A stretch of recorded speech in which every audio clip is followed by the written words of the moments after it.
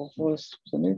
Je vais juste attaquer par une petite présentation pour information de qui je suis. Donc moi, je viens du monde du développement à l'origine dans le milieu de la santé. Après, je suis passé dans le milieu de la gestion documentaire, vraiment que de la gestion de documents pure au début. Puis là, je suis sur plus large maintenant sur vraiment tout le cycle documentaire, c'est-à-dire qu'on va parler de la numérisation, de la création d'un document, de sa gestion, ce qui est lié au processus, jusqu'à l'archivage. En fait, c'est un gros sujet en ce moment.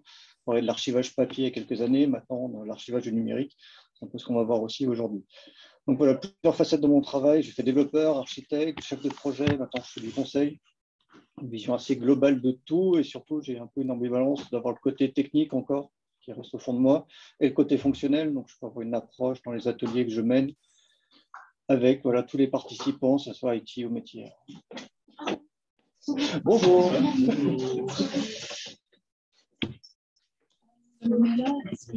Oui, installez-vous.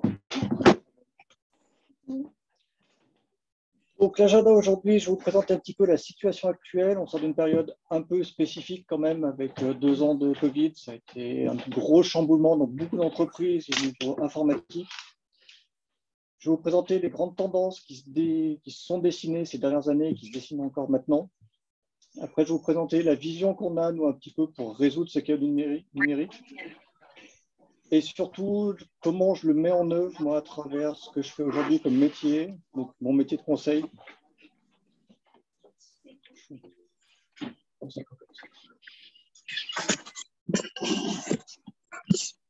fais des minutes sauvages, excusez-moi.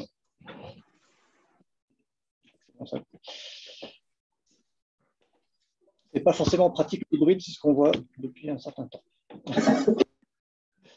Donc aujourd'hui, situation actuelle, on a beaucoup parlé de transformation numérique. C'est un sujet qui a commencé, je dirais, il y a 5 ans un petit peu. Les entreprises ont commencé à se transformer, à numériser beaucoup de choses. Notamment, le premier point qui a été mis en place, c'était la modélisation de tous les processus et essayer d'automatiser un maximum de choses. Deuxième point qu'on voit beaucoup en ce moment, c'est la collaboration. Un fameux outil qui s'appelle Teams que vous avez pu tous utiliser et faire tout ce que vous pouvez avec. Stocker les documents, faire de la vidéo, etc. Ça permet beaucoup de choses. Et ça permet beaucoup de cadeaux aussi pour le coup. Cette transformation numérique, elle oblige une certaine adaptabilité aussi, que ce soit au niveau solution, parce qu'il faut qu'elle s'adapte à vos besoins, aux besoins des gens, mais aussi les gens doivent s'adapter à la solution.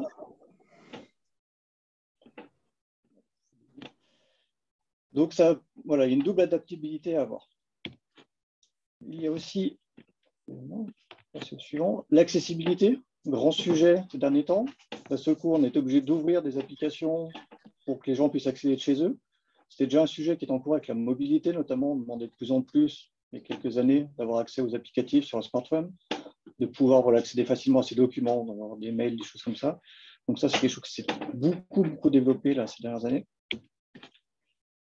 Et nous, on va s'attacher à la partie contenu, surtout aujourd'hui. Je ne vais pas tout vous faire parce qu'il y a un gros sujet beaucoup trop vaste. Nous, on va vraiment s'attacher à la partie contenu et le chaos qui est lié à ce contenu.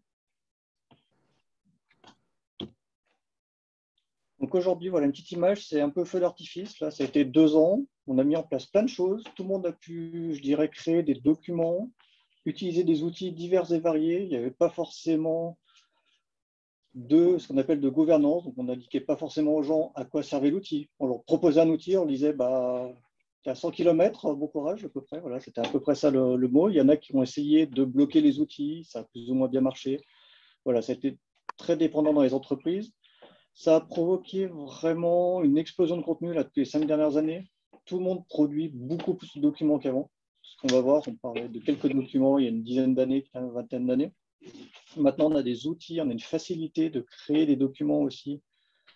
Maintenant, vous pouvez créer des documents sur une page web facilement. Il y a des choses online maintenant qui existent, qui se développent de plus en plus. Donc, c'est vrai que ça provoque un petit peu une surcréation de contenu des moments aussi. Il y a une grosse confusion des usages aussi. On met des outils qui sont capables de gérer des documents, de stocker des documents à différents niveaux, sans forcément expliquer où mettre quoi. C'est un gros problème. Du coup, on a toute cette prolifération avec beaucoup de sources d'informations aussi qui sont arrivées. Typiquement, vous avez des outils de partage en ligne. ce qu'on appelle, nous, globalement, le shadow IT, parce que c'est des choses qui ne sont pas maîtrisées. Prenez un gros fichier, prenez un WeTransfer, un SwissTransfer. Tout le monde a eu tendance à partager avec ça. Donc, du coup, on ne savait plus trop où étaient nos données, on ne maîtrisait plus les données. Et c'était renforcé voilà, avec tout ce besoin de télétravail. Ce qui s'est passé, ce que j'ai vu, moi, là, surtout pendant 2 ans, c'était vraiment une perte de contrôle. Les gens ne savaient pas quel outil utiliser. Ils avaient tendance à revenir à travailler dans leur poste, gentiment, pour après faire d'autres choses. Donc, il y a vraiment cette sensation de chaos qui s'est mis en place et qui a vraiment été accélérée par la partie Covid et télétravail. Aujourd'hui, moi, ce que je me rends compte, et ça, c'est tous les premiers ateliers que je fais, les gens me disent, mais je ne sais pas où sont mes documents. Et c'est le où sont, c'est où je dois créer, déposer, stocker mon document, ou où est-ce que je dois le retrouver. Globalement, on peut citer 4 grandes familles. Il y a la partie GED, donc gestion électronique de documents. Là, vous avez 3 exemples, SharePoint, Alfresco, OpenText. C'est des grandes solutions. Je pense que tout le monde connaît SharePoint et l'a utilisé. Il y a d'autres solutions, je ne cite pas toutes. Il y a la partie ERP aussi, on a tendance à stocker des choses, beaucoup, parce qu'on peut stocker typiquement des factures. Mais si on peut stocker un document PDF de facture, on peut stocker d'autres choses dedans. Donc, moi, j'ai des clients qui stockent un peu tout dedans. Il y a typiquement des dossiers RH qui sont stockés dans Abacus, des choses comme ça. Donc, on peut vraiment tout faire. On peut faire la même chose dans SAP. Dynamics, il est un peu plus limité sur ce sujet, donc ça va un petit peu mieux, mais ce n'est pas terrible. Toute la partie collaborative qui a été ouverte. Donc, on va parler de tout ce qui est Drive. On peut déposer des choses, créer des dossiers, s'organiser un petit peu comme on veut. Partie Teams qu'on a abordé juste avant. Et toute la partie Wiki, donc typiquement Confluence, qui est un gros wiki, où là, les gens sont libres de créer des pages, de déposer des choses, de créer du contenu, sans forcément avoir de normes aussi sur comment créer.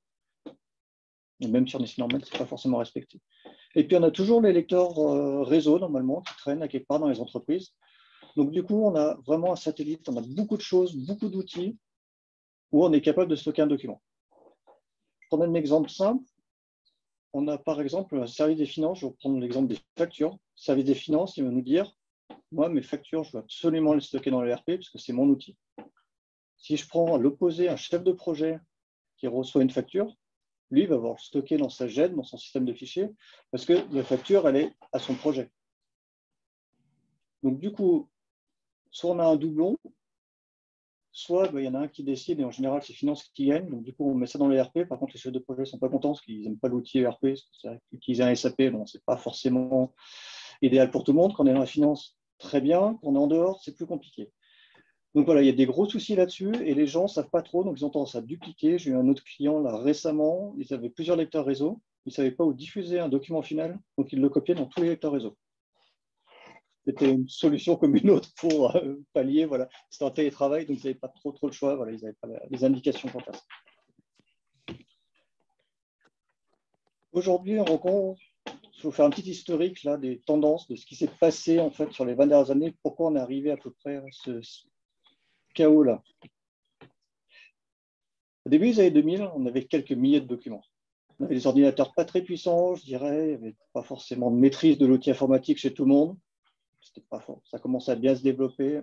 C'était le début d'Internet, ça allait encore à peu près. On gérait quelques milliers de documents. 2010, on a commencé à parler en millions de documents. C'est-à-dire qu'en 10 ans, on est passé sur un stade vraiment beaucoup plus important. Là, on est en 2020, on parle de milliards, voire largement au-dessus. On a une explosion totale. La courbe, elle est exponentielle. Maintenant, en plus, on peut copier, coller, stocker de partout et diffuser comme on veut. Donc, c'est vrai qu'il y en a vraiment de partout. Sur la partie gestion documentaire, ces 3 périodes, c'est vraiment 3 âges différents sur les solutions. La première partie que vous avez sur votre gauche, c'était vraiment des solutions dédiées. On n'avait pas des solutions métiers, c'était des petites GED. C'était adapté au métier, ça allait très bien, c'était métier par métier d'ailleurs. On avait sa GED, on avait son espace réseau, son répertoire, personne ne venait dedans, on ne partageait pas grand-chose. Il n'y avait pas ce qu'on appelle l'interopérabilité entre les solutions, c'est-à-dire que on stockait à quelque part, puis ça restait là, et ce n'était pas d'autres solutions qui venaient chercher aussi de l'information. Vers 2010, on a eu des choses beaucoup plus transverses. Moi, c'est à ce moment-là où j'ai attaqué la gestion documentaire en plus. Donc là, on a une gestion transverse au niveau des contenus. Je vous montrerai après. On a commencé à gérer autre chose que du fichier bureautique aussi.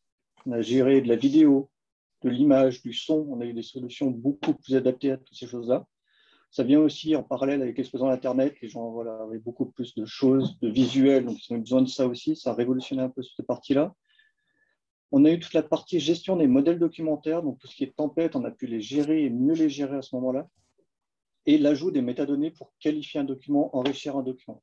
Donc les choses très simples, il y a des normes là-dessus, typiquement du Bincore, qui permettent de spécifier un set de métadonnées avec un auteur, une date de modification, qui a contribué sur le document, ce qui permet d'avoir un petit peu ce suivi sur les documents. Et on a pu ajouter d'autres métadonnées beaucoup plus spécifiques à chaque métier, donc de typer aussi les documents, de dire ça c'est une facture, ça c'est autre chose, etc. Ce qui a permis après de faciliter aussi les recherches à ce moment-là. Et aussi à ce moment-là, on a eu beaucoup plus d'interopérabilité. Typiquement, il y a des SAP qui se sont mis à stocker dans les systèmes GED automatiquement. Il y a eu d'autres systèmes qui sont venus chercher de l'information, mais ça restait encore de la copie, des choses comme ça. Aujourd'hui, ce qu'on a, on a vraiment une sorte de convergence. On a parlé beaucoup de big data il y a quelques temps. Je sais pas si ça vous parle des lacs de données globalement. On arrive à la même chose avec le contenu, en fait. On a tellement de contenu que ce qu'on arrive à faire dans une solution dédiée, on avait un joli plan de classement avec un dossier et sous-dossier, bah ça, actuellement, on ne peut plus l'appliquer, en fait, parce que ça devient beaucoup trop compliqué, beaucoup trop de choses qui sont créées, et on n'arrive plus à s'y retrouver surtout. Donc, ce Big Content, on parle surtout de solutions cloud, ce que Gartner appelle le Content Services Platform. Donc, c'est vraiment des choses très cloud, très orientées cloud. Le but de cette solution cloud, c'est de gérer des terras et des terras de données. Vraiment, d'avoir une explosion de contenu, chose qu'on n'arrive pas à gérer dans une infrastructure interne. L'IT dans votre entreprise, si vous leur demandez un Tera, ça passe. Si vous en demandez 10, 20 ou 30, ils vont commencer à vraiment faire la tête. Et ils vont dire non, tout simplement. Et donc ça, pour stocker cette volumétrie-là, il a fallu aussi plus de puissance, des nouvelles choses, il y a des nouveaux moteurs de recherche qui sont sortis, des nouveaux types de stockage de fichiers. On va parler du stockage objet maintenant, on était prêt dans un stockage fichier. Maintenant, c'est les objets. Donc on peut stocker un objet qui est un fichier avec ses métadonnées, on peut tout stocker ensemble dans les solutions cloud, les répliquer automatiquement pour avoir beaucoup de sécurité sur ce point-là et vraiment servir du contenu. Après, on est passé aussi d'une arborescence fixe, comme je vous disais, avec des répertoires, des sous-répertoires, etc., à des choses beaucoup plus virtuelles. On a des solutions, je prends un exemple typique qui s'appelle M-Files, qui est une solution de GED, qui, elle, est capable de recréer une arborescence par rapport aux métadonnées que vous indiquez sur les documents et d'offrir surtout plusieurs axes de visibilité. Suivant les métiers, du coup, on arrive à offrir des arborescences différentes, ce qui est très intéressant. On a des moteurs de recherche aussi qui sont devenus extrêmement performants. Ça fait quelques années, on dit oui, je veux une recherche Google. Moi, j'entends souvent ça. On commence à y arriver. Pas tout à fait, mais ça commence vraiment à s'en approcher. Hein. Typiquement, une solution comme SharePoint offre maintenant des recherches qui sont quand même très, très performantes.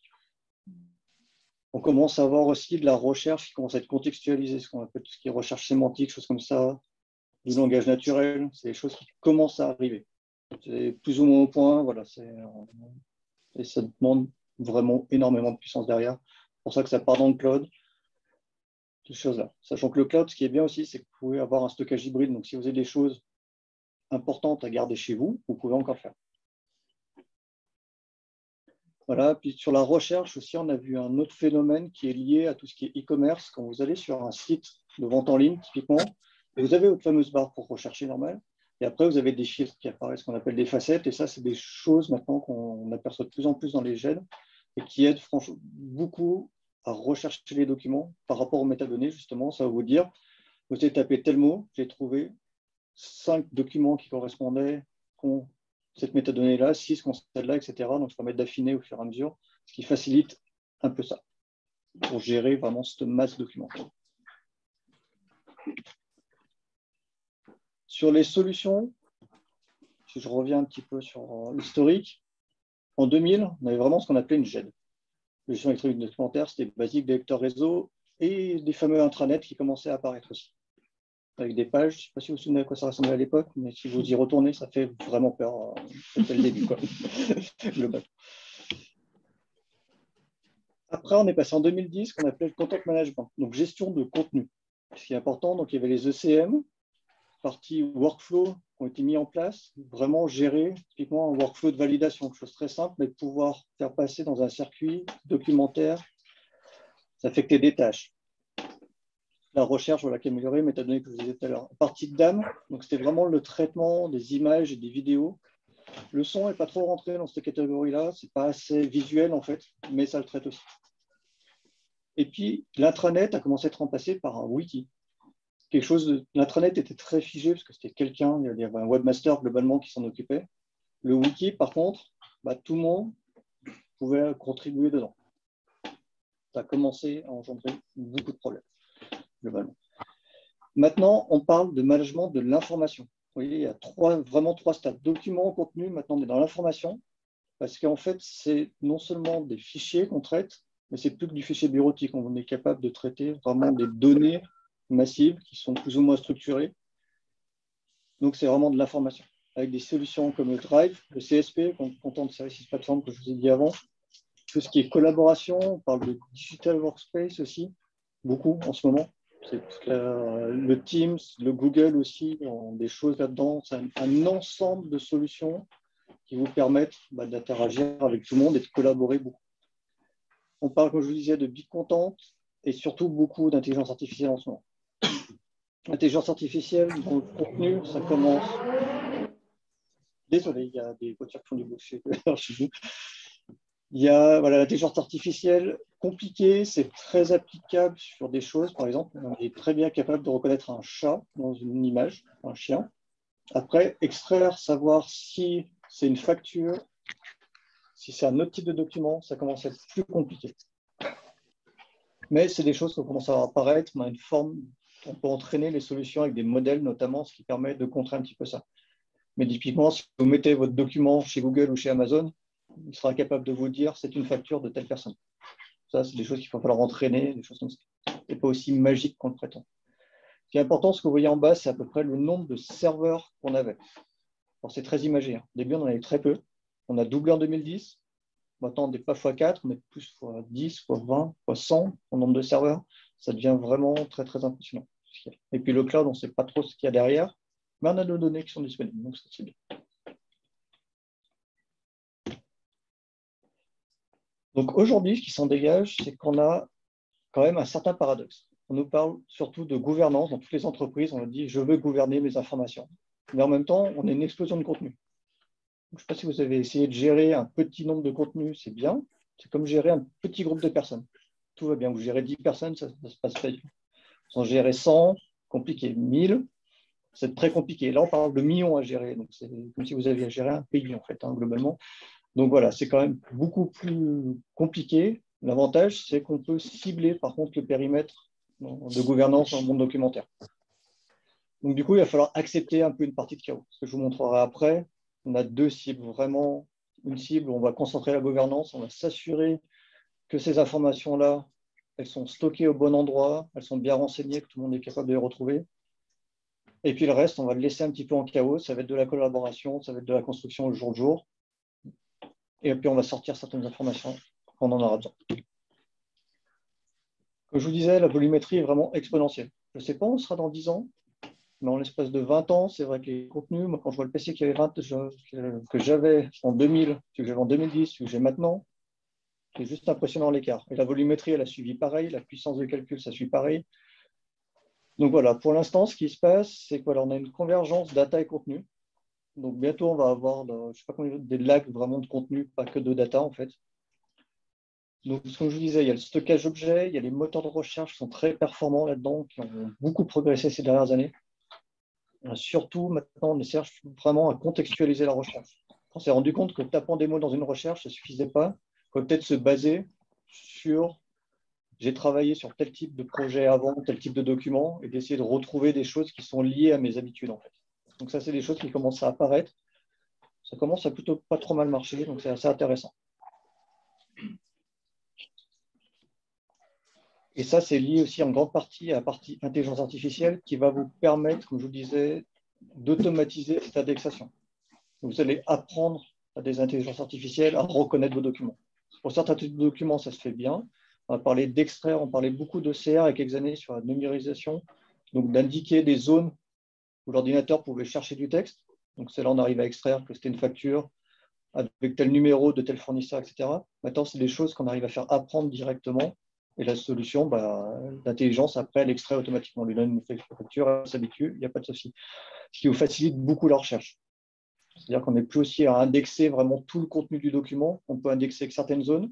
Ça diminue un peu la taille, ça favorise des recherches rapides, ce qui est intéressant. L'autre grande tendance, quatrième tendance, c'est la collaboration étendue. Alors, c'est la collaboration humaine, mais aussi applicative. Il y a les deux. Donc, l'interopérabilité applicative, on voit de plus en plus de choses qui sont connectées. Il y a un besoin réel là-dessus. Comme je vous disais tout à l'heure, si j'ai mon document dans le RP, je vais être capable de le retrouver depuis Maged et inversement.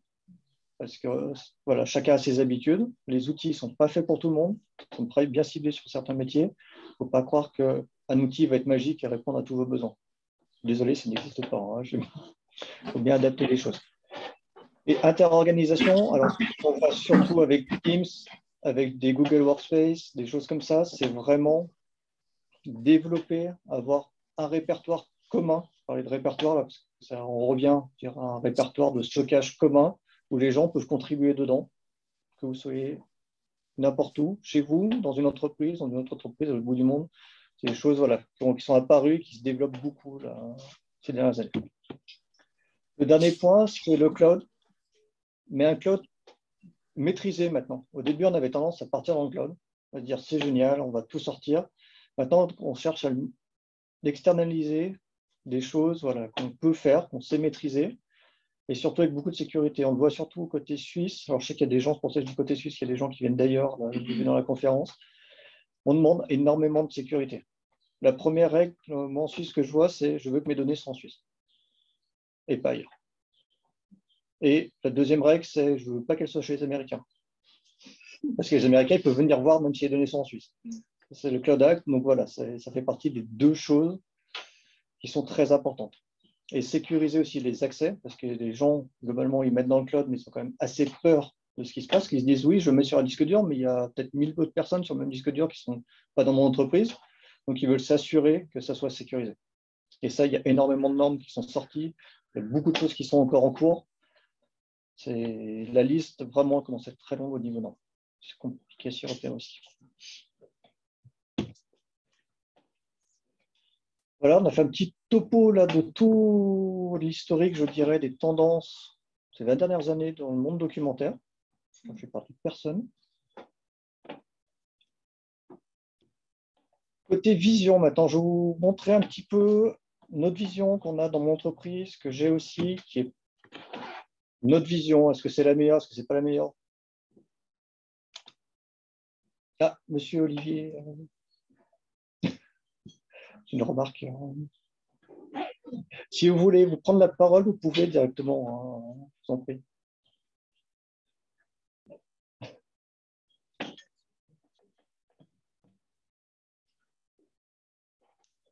Alors, il dit qu'il n'est pas perdu, Olivier. Ah, donc... ça va alors. C'est bon signe. Très bien. Parfait, je n'ai pas vu le message complètement. Donc voilà, aujourd'hui, on a développé une certaine vision, que je vous disais, c'était d'avoir. Ok, Olivier. C'était d'avoir une vision vraiment avec deux cercles. Un grand cercle bleu, globalement de chaos. C'est votre travail de tous les jours. C'est vos habitudes, je dirais, avec vos collaborateurs, votre entreprise, c'est vos documents courants de travail. On peut mettre un petit peu de catégorisation si on veut, pour savoir voilà, c'est quel type de document, il y a peut-être des métadonnées intéressantes, mais on ne va pas forcément forcer ça. Le but, c'est vraiment d'avoir des documents courants, on sait qu'on va les garder pendant 6 mois, 1 an, après on peut les détruire. Ça, c'est vraiment la partie bleue. Et puis dans cette partie bleue, on va essayer d'extraire vraiment tout ce qui est documents de référence, ce qu'on appelle les actifs informationnels, donc vraiment qui a de la valeur, ce qui a de l'information pour l'entreprise. Typiquement, dans la zone 1, je vais avoir tous les brouillons que j'ai utilisés pour construire un contrat. Donc, je vais peut-être avoir 5 PowerPoint, 6 Word, 3 Excel, mais le contrat à la fin, où tout a été regroupé, celui-là, il est important. Et je vais aller le mettre dans un autre espace. Et là, je vais le classer, le catégoriser comme il faut pour qu'on puisse le retrouver après derrière. Et surtout, cette partie-là aussi, on verra, cette zone 2, on va la découper dans une autre partie, qui est vraiment la partie archivage après, pour avoir une conservation pérenne du document, parce que c'est important aussi. Il y a des documents qu'on doit garder 10 ans légalement. Typiquement, une facture, on doit la garder 10 ans. Mais il y a d'autres documents qui sont importants pour l'entreprise. Je vais prendre l'exemple d'un plan des sols ou des choses comme ça. C'est des choses qu'on va garder à vie, mais il faut se garantir que le document soit conservé dans l'état, dans un bon état. Est-ce qu'on peut dire que la zone 2, ce serait une espèce de publication à un certain moment? Oui, c'est exactement ça en fait. Si je prends juste le slide d'après, vous avez votre zone bleue, vous avez vraiment tous les documents de travail. C'est là où on va garder une sorte de chaos. Je dirais que l'IA, quand elle sera capable de trier ça, ça sera bien. On va lui laisser trier ça. Pour l'instant, c'est vous qui gérez. Peut-être que dans 10 ans, ça sera plus vous, ce sera l'IA qui organisera ça, qui vous permettra de rechercher facilement. Et après, voilà, il y a cette phase de publication ou de première normalisation. On va sortir vraiment les documents qui sont importants. Donc, un contrat, des choses comme ça. Vraiment tous les documents de référence. Je vous en prie.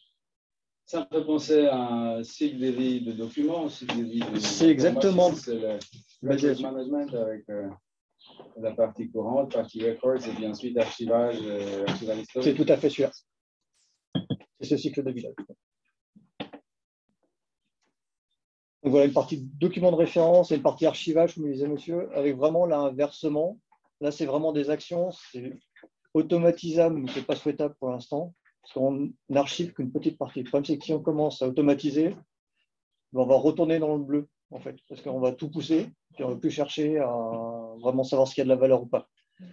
Et c'est sur 2 cercles orange où vraiment on va avoir une gouvernance forte. Alors plus ou moins forte. Hein. Sur la partie archivage, il faut vraiment que ce soit très fort, parce que là, il y a ce qu'on appelle, il y a des règles de conservation, de dire, je le garde 10 ans, je dois le détruire. Je le garde 10 ans, je peux le verser dans un autre système d'archives. Typiquement, si vous travaillez dans un état, juste comme ça, il y a des systèmes d'archives préhistoriques. Donc voilà, il y a tous ces systèmes-là. Donc la gouvernance très forte. Et le niveau GED, plus adapté au métier, pour que vous retrouviez vos petits, comme on pourrait dire, vos documents de référence, mais aussi ceux des autres qui sont ouverts. Typiquement, tous les documents qualité, les documents de processus d'entreprise, c'est des choses qui vont se retrouver là-dedans. Mais on ne va pas retrouver les 10 versions d'avant. Une question. Oui. Pour la gouvernance, ça signifie qu'il y a une équipe qui doit étudier chaque fichier suivant les règles à jeter ou pas, puisque ce n'est pas automatisé. Alors, ce n'est pas par fichier, en fait. L'archivage se fait sur un référentiel de classement, ce qui est important. Alors, c'est un autre terme pour plan de classement. Globalement, c'est une arborescence. Mais à chaque niveau de l'arborescence, vous avez des règles de conservation qui sont appliquées, qui sont définies. Quand vous devez verser un document, alors soit vous versez unitairement, soit vous faites des lots de versement après, vous allez indiquer dans quel endroit du référentiel de classement vous le mettez, et automatiquement, ces règles vont s'appliquer. Donc, ça ne s'applique pas vraiment par fichier. On peut le faire, typiquement sur les factures, vous allez avoir un dossier facture, vous allez les mettre dedans, et la facture, au bout de 10 ans, elle va disparaître, parce que ça l'a conservé. Sur d'autres choses, c'est peut-être un projet que je vous ai dit tout à l'heure pour les sols, et là, vous allez glisser un répertoire complet avec peut-être 50 fichiers dedans, et vous allez les garder à vie, parce qu'il faut les garder à vie. Alors, autre commentaire. Ces règles sont normées ou bien définies pour chaque entreprise. Par exemple, cette arborescence de tri. Alors, il y en a qui sont légales. Typiquement, une facture, c'est 10 ans. Et après, il y a des choses qui sont vraiment définies au cas par cas par les entreprises. Et ça, je vous le dis tout de suite, c'est un gros travail à faire. Si vous voulez mettre en place des archives vraiment bien structurées, il y a un gros travail amont pour définir ce référentiel, pour définir toutes les règles. Et après, on peut même définir d'autres règles dessus par-dessus. Hein. Des accès aussi aux archives, parce que c'est important que pas tout le monde ait les accès. On parle beaucoup aussi de tout ce qui est RGPD, LPD en Suisse, sur la conservation des données personnelles. Si vous archivez des données, typiquement, vous ne pouvez pas les archiver à vie.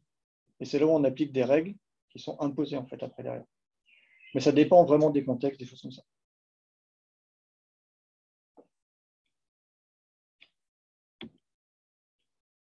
Par contre, voilà, parce que vu que c'est un peu complexe, du coup, il y a un nouveau métier qui est apparu ces dernières années, qui s'appelle le gestionnaire de l'information.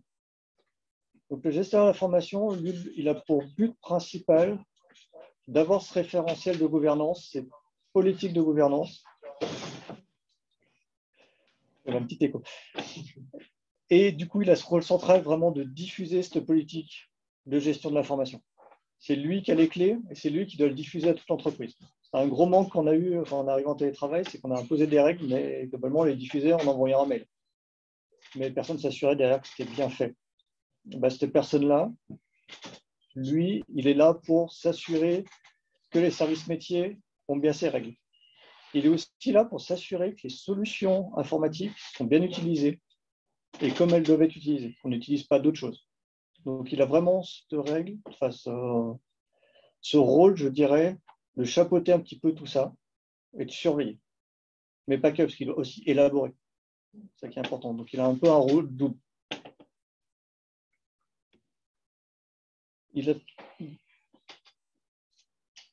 petit commentaire. Oui.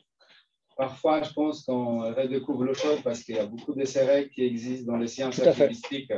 Puis les archivistes, souvent, sont censés diffuser ça dans l'entreprise. Donc, on découvre gestion d'information, mais en fait, ça existe. Plein de choses qui existent, les gens connaissent, seulement ils sont peut-être limités au périmètre des archives. Mais oui. Connaissent. Alors ça, je suis tout à fait d'accord avec vous. Pour ça, je parlais un peu des archives tout à l'heure. Le problème, c'est qu'en archive, on voit du papier, en fait. Globalement, on voit. Non, mais globalement, dans l'entreprise, l'archive, on est d'accord, c'est numérique ou pas. Mais quand on parle d'archivistes, en général, on voit des gens qui ont traité du papier pendant longtemps. Maintenant, le métier a évolué sur le numérique. Comme on disait tout à l'heure, à faire des référentiels. Et c'est à eux aussi d'inculquer un peu cette valeur qu'ils ont développée dans ces dernières années. C'est important parce qu'ils ont, eux, en 2000, ils faisaient déjà de l'archivage sur du papier. Maintenant, ils sont en train de l'appliquer et ils ont beaucoup de bonnes idées, ils ont beaucoup de choses. Donc, c'est un métier qui est en train de revenir. Et c'est à eux de diffuser, d'inculquer ces bonnes pratiques, je dirais, là-dedans. Je passe ça un peu dans... En fait, si on reprend l'historique que vous avez cité tout à l'heure, c'est qu'avant, spontanément, on faisait sur le papier tous les services versés aux archives parce qu'on connaissait les règles et que c'était très facile de le faire sur le papier. Parce que ça prenait de la place. Et ça prenait de la place, voilà. C'était visible, en fait. Oui. Et que maintenant, les documents électroniques sont devenus invisibles quelque part parce que diffusent justement un peu partout. Et derrière, la règle n'est pas diffusée avec le document. Et donc, du coup, c'est là où ce métier revient sous d'autres formes. Exactement. Avec ce rôle-là, en fait. Tout à fait. De remettre les règles là où elles existaient sur le papier, sur l'électronique en mode hybride. Alors, ce qu'on voit beaucoup, c'est que le référentiel, vraiment au niveau archivage, est réappliqué typiquement dans les solutions d'archives numériques, mais presque pareil. Presque pareil, on a pas... Il y a très peu d'écart. Les règles sont les mêmes parce qu'elles ont été établies. Ça fait 20 ans, voire plus qu'on les travaille. Et qu'on les connaît. Voilà, et que les gens connaissent. Alors, certaines personnes les connaissent, elles ne sont pas forcément diffusées. Mais après, l'avantage de la solution maintenant d'archivage électronique, alors c'est qu'en plus, elle gère de l'hybride, donc elle gère du papier, parce que vous pouvez indiquer dedans, ou du numérique. Mais quand vous versez, j'allais dire, vous n'avez pas besoin de connaître la règle. Maintenant, vous versez, et puis c'est automatique. Je pense qu'il y a une confusion au niveau nom, parce que le mot archivage peut être compris de diverses manières. La majorité de personnes considèrent archivage des archives comme les archives historiques, donc la grande tour poussiéreuse, etc. Mais en fait, l'archivage, c'est tous les cycles de vie de l'information, parce que dans les concepts, dans les cycles de vie, il y a l'archivage. L'archive courante, l'archive intermédiaire et l'archive historique. Entre guillemets, poussiéreuse. Intermédiaire, c'est comme si je repense de référence, comme l'archive probante, comme records, et puis archive courante, c'est ce que vous disiez. C'est un peu c'est ce que j'appelle la partie GED. Des concepts archivistiques. Oui, tout à fait. La partie GED, c'est vraiment dans la partie GED, on retrouve de l'archivage intermédiaire maintenant. Vraiment de dire, ce document, je le sors, mais je le garde encore un petit peu avant de le verser dans des archives, vraiment vraies archives, pour la valeur pérenne. Quand on dit verser dans les vraies archives, donc dans les archives historiques, il y a les règles de conservation, il y a diverses méthodes, parce que le principe, c'est éliminer le maximum. Garder juste l'échantillonnage, il y a les dossiers qui commencent par B, ou les échantillons aléatoires, etc. Mais alors ça, c'est vraiment la fin, c'est le sort final. En fait, c'est vraiment la fin du verseur aux archives. Mais en fait, ça existe comme en tant qu'archive intermédiaire en amont. Oui, alors votre document, si on reprend un petit peu là, ce que je montre, c'est que vous avez votre document de travail. Vous allez faire un document de référence à partir d'un certain nombre de documents. Celui-là, vous allez le garder un moment. Vous allez peut-être le mettre dans un système d'archivage intermédiaire. Après, il va passer vraiment dans un système d'archivage où là, vous avez un référentiel de classement qui va vous définir les règles globalement, justement avec le sort final. Et après, vous avez le sort final, donc à savoir s'il faut le verser dans un système d'archives historiques, s'il faut le détruire, s'il faut faire des échantillonnages sur le dossier. Voilà, c'est toutes ces règles-là. Mais là, c'est encore une bulle qui est après les archives historiques, encore plus loin. Il y a plusieurs commentaires de personnes en ligne. Rebecca, j'attends la possibilité d'étiqueter dans un dossier les documents au fur et à mesure pour signaler la valeur de garde et jeter le reste automatiquement. Oui. Olivier, alors, je suis de formation documentaliste. Alors, juste sur la première, déjà, ça, c'est des choses qu'on arrive à mettre en place maintenant, alors assez facilement, entre guillemets, avec les métadonnées, parce que si vous arrivez à indiquer un type de document ou des choses comme ça qui le caractérisent, en fait, on peut calculer des règles automatiquement derrière. Donc, on pourrait très bien dire, tous les documents qui n'ont pas de métadonnées, au bout d'un an, on les supprime. Déjà, ça vous fait un tri assez efficace. Et ce qui force aussi un peu les gens à catégoriser les documents derrière. Olivier, je suis de formation documentaliste d'entreprise et évolué en gestionnaire d'information. Je ne sais pas que c'était nouveau. Et ce gestionnaire doit travailler avec le DPO maintenant. Oui. Merci. Et il finit en disant, j'ai un client dont l'industrie est plutôt en avance, mais dont l'archivage papier est énorme. La numérisation n'est pas encore la norme. Et également, ça, je suis tout à fait d'accord. Sur le papier, on parle vraiment, les archivages papier, on parle en kilomètres linéaires. Hein, c'est vraiment des quantités astronomiques. Je ne sais pas si vous avez déjà ici à l'état de Vaud, les archives à l'état de Vaud, c'est impressionnant. C'est juste, voilà, ils construisent des bâtiments, ils font tout pour stocker du papier. Et le problème, c'est que ça coûte très cher et c'est difficile à numériser aussi. Il ne faut pas se le cacher, c'est que vous avez des documents qui ont 50, 60, 100 ans, ça ne se numérise pas comme un document, comme un indice qui a été fait informatiquement. C'est une certaine qualité. Vous avez des livres aussi, des choses comme ça. Des plans, on parle de plans qui font 5 mètres sur 10. Ça demande des outils, c'est très, très complexe à faire. Donc, pour l'instant, oui, c'est pour ça qu'on parle de solutions d'archivage hybride, d'ailleurs, parce qu'on n'est pas capable de tout numériser. Ça sera sûrement fait à terme, mais c'est très long, le processus. Et sur le DPO, oui, effectivement, il y a beaucoup de choses qui sont en relation avec le DPO pour l'instant, notamment liées à tout ce qui est gestion des données personnelles, à la protection de ces données-là. C'est très important, et ça, c'est un métier qui a explosé ces dernières années. Et un peu dans ce que tu dis, Christian, demande, certains archivistes sont plus ouverts aux nouvelles technologies et aux plus pragmatiques. J'ai presque vu autant d'approches que d'archivistes. Oui, je suis assez d'accord. C'est assez différent. Alors, il y a des grandes choses qui se dégagent. Hein. Typiquement, en Suisse, il y a des solutions vraiment pour gérer ces plans de classement. On essaie d'avoir une solution unifiée qui commence à se diffuser. Il y a pas mal de choses. Je sais qu'à l'État du Valais, il commence à passer pas mal de choses. Fribourg pose pas mal de choses aussi. Neuchâtel. Voilà, il y a quand même pas mal de mouvements. Je dirais que les archivistes ils sont en train de se renforcer et puis d'essayer de se mettre d'accord sur pas mal de choses. Et ce qui va faire progresser rapidement ces choses. Et si on arrive à avoir une norme archivistique, ça serait bien d'ici peu de temps. Parce que c'est vrai qu'on en parle de plus en plus. Et puis là, pour maîtriser tout ce chaos, vraiment, si on veut le faire, il va falloir qu'on ait quelque chose qui tienne la route. Et pas qu'on dise oui, là, tu fais un petit peu comme tu veux. Parce que ça ne marche pas dans les archives.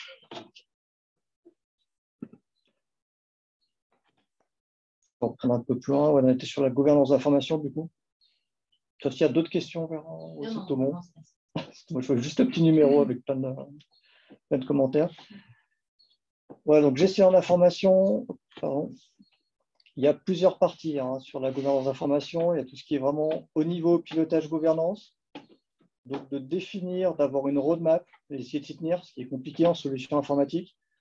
Typiquement, de se dire, je vais faire du Microsoft, et puis 2 ans après, je dis, non, parce que la solution ne va pas, je vais passer chez Google, ou je vais aller chez autre chose.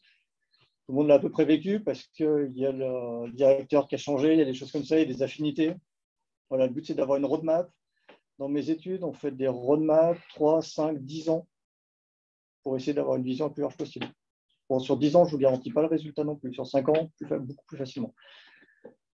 Il y a toute la partie modèle de maturité qui est importante. Savoir les équipes dans l'entreprise, si elles sont matures avec le documentaire. Si on leur parle d'un document, est-ce qu'elles voient juste un Word? Est-ce qu'elles voient un peu plus loin? Est-ce qu'elles voient jusqu'aux archives? Est-ce qu'elles pensent métadonnées? Voilà, c'est toutes ces choses-là, savoir un petit peu leur habitude avec ce monde-là. C'est très important pour mettre des outils adaptés. Parce qu'on a beau avoir la meilleure solution du monde, si les gens ne savent pas utiliser ou si ça ne correspond pas à leurs besoins, ça ne marchera pas. Il y a besoin de définir des indicateurs, des KPI, et non, pour savoir un petit peu si les solutions sont utilisées, les retours d'expérience aussi qu'il y a avec les solutions. Ce qui est important, c'est de suivre un petit peu ce qui se passe et tout le dossier de gouvernance qui est lié. Sur le déploiement dans les services métiers, donc là, c'est le vrai rôle du gestionnaire de la formation, c'est vraiment d'avoir une organisation, d'avoir des kits méthodologiques pour déployer toutes ces politiques documentaires. Vraiment qu'il y ait des règles qui soient appliquées, que tout le monde soit formé de la même façon et d'accompagner les gens. Là, ce n'était pas évident. On va essayer d'y revenir. Moi, je le pose de plus en plus. Je fais des études, des moments où on me dit voilà, je ne sais pas comment utiliser les outils et ça revient très régulièrement ou je n'ai pas les bons outils. En fait, c'est juste que les gens ne sont pas formés, donc ne savent pas utiliser parce que, encore aujourd'hui, on a l'habitude de l'outil informatique. On se dit oui, mais en fait, c'est facile. Ben, c'est peut-être facile pour nous, mais pour 5 autres personnes autour, ben, l'outil, il ne parle pas ou c'est compliqué. Donc, bien accompagner, c'est très important. En bleu, on a vraiment le socle. Le plus important, c'est tout ce qui est lié à la rédaction des politiques, directives, de gestion documentaire, gestion de l'information, même un peu plus large maintenant, tout ce qui est processus et procédures. Si vous arrivez à avoir des processus clairs dans l'entreprise, c'est déjà une bonne chose. Après, encore faut-il les diffuser, que tout le monde soit au courant. Et aussi, il faut rédiger les bonnes politiques, de se dire tel outil sert à telle chose. Si vous pouvez définir, il y a des choses qu'on faisait avant, qu'on commence à revoir aussi par moment, assez souvent d'ailleurs, c'est les règles de nommage qui reviennent. Manuel, maintenant on commence à les automatiser de plus en plus. Ce qui est important parce que du coup, quand c'était manuel, les gens ils le faisaient plus ou moins à leur façon. Maintenant, si on dit on met une date, elle est à tel format dans le nom de fichier, le système il peut le vérifier automatiquement. Ce qu'on n'avait pas sur les systèmes de fichiers en fait à l'époque. Et puis, pour cette gestion de l'information, il y a vraiment la RGPD, LPD, tout ce qui est protection des données, qui est primordial aujourd'hui. Et ça, il faut faire très, très attention. On a eu encore des cas récemment où les gens, c'est pas parce qu'ils conservaient des données qu'ils ne devaient pas, ou des moments, ils les détruisaient trop tôt. Donc, il y a les deux cas. Hein. Il faut faire attention. Il y a des règles là-dessus, c'est du légal. Il faut faire attention. Et tout ce qui est socle IT, vraiment, il faut arriver à définir. Alors, c'est plus pour les grosses entreprises. Si vous êtes 10 dans votre entreprise, ça s'applique moins. Mais vraiment d'avoir un catalogue complet de services et de l'afficher, de dire si vous avez besoin de faire de la numérisation, c'est avec telle solution. Si vous avez besoin de stocker un document, c'est telle solution. Si vous voulez partager un document, c'est telle solution. Ça évite que les gens aillent chercher des solutions externes aussi. Il faut monitorer tout simplement aussi au niveau technique pour voir les utilisations, pour voir si les applications répondent bien en termes de performance aussi, parce que c'est important, un système documentaire, si c'est lent, personne n'utilise. Et tout le monde retourne sur un système de fichiers, parce que c'est beaucoup plus simple de faire un clic droit, nouveau document Word, que d'aller dans une solution web pour le faire. Et il faut gérer aussi, avoir une bonne gestion de tout ce qui est gestion des demandes. Ça, je le mets aussi dedans, parce que c'est très important d'avoir des retours sur les applicatifs. S'il y a des problèmes, il faut que les gens soient capables d'aller remonter. Et pas qu'ils grognent dans leur coin en disant ouais, mais ce système ne marche jamais, ou ce système ne marche jamais, mais j'ai remonté, mais on ne m'a jamais répondu. Voilà, donc c'est tous les 4 gros blocs de cette gouvernance. On va un peu faire le tour. Moi, je vais vous présenter maintenant un petit peu comment j'essaie d'analyser tout ce chaos au sujet. Un peu plus sympa, un peu plus imagé surtout. Parce que là, on a vu qu'il y avait beaucoup de choses à mettre en place. Le tout, c'est par où commencer. Donc, le but, en général, c'est ce qu'on appelle établir vraiment une roadmap en gestion documentaire. Donc, première étape, c'est vraiment de faire un état des lieux, d'aller à la rencontre des gens, de recenser les usages, quels outils ils utilisent, comment ils utilisent, s'il y a des choses qui sont bien, s'il y a des choses qui ne vont pas, s'il y a des choses qu'ils pensent pouvoir améliorer, s'ils ont d'autres idées aussi, parce qu'il ne faut pas détecter tout ce qui est opportunité là-dedans, d'essayer de recenser et d'analyser tous les processus qui sont mis en place. Il y a des processus qui ne sont pas adaptés à l'informatique, qu'il faut revoir des moments, parce qu'il y a des habitudes qui se sont faites. Donc, il y a des choses à améliorer. Typiquement, des circuits de signature papier qui existent encore un peu de partout. Maintenant, on a des solutions pour le faire en numérique. Ça commence à être reconnu en plus légalement, donc ça commence à être bien. Donc, il y a des choses comme ça qu'on peut améliorer très facilement. Le but de cet état des lieux, après, c'est vraiment de prioriser tous ces besoins. En général, je fais une grosse grille. Et puis là, je rencontre les gens et je leur fais prioriser les besoins. Je leur pose des questions, et en fonction de ça, on arrive à prioriser j'ai plus besoin d'une solution pour faire du processus, j'ai plus besoin d'une solution pour classer, pour rechercher, etc. Et donc ça, après, je vais vous montrer, on a toute une cartographie, en fait, où on a tous les différents blocs de la chaîne documentaire pour identifier les bons maillons. En fait. Donc, encore une fois, une solution qui fait tout, ce n'est pas forcément l'idéal. Mais des moments, ça marche. On va se le cacher. Cette priorisation des besoins permet de définir la cible aussi. Est-ce que c'est une cible uniquement de formation, de gouvernance? Est-ce que c'est une cible d'équipement de solution? Est-ce que c'est une cible de vous avez la solution, mais en fait, il faut l'améliorer ou il faut la déployer dans d'autres services? Et de là, on en sort toute une roadmap.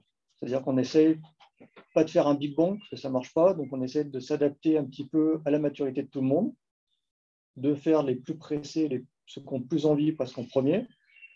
Et après, donc, on fait tout ce qui est quick win en fait, assez rapidement. On appelle les quick win. Donc, vraiment, ce qui a plus de valeur ajoutée, ce qui est le plus simple de mettre en place. Et là, les gens, moi, déjà, ça les soulage un peu dans le travail quotidien. Et puis après, on fait les travaux de fond ou peut-être les plus gros changements. Quand on parle de changer une jet d'il y a 20 ans, ça ne se fait pas en 2 minutes. C'est des projets qui peuvent prendre 1, 2, 3, 4, 5 ans, voire plus. Ça dépend du nombre de données, le nombre de jets qu'il y a pour remettre les documents aussi d'aplomb. Donc ça, c'est toute une roadmap. Pour faire ça, chez Amexio, on a développé une approche qui s'appelle BOP. Alors, petite dédicace à mon chef, c'est le bruit que fait le bouchon du champagne, donc c'est pour ça qu'il y a cette petite image-là.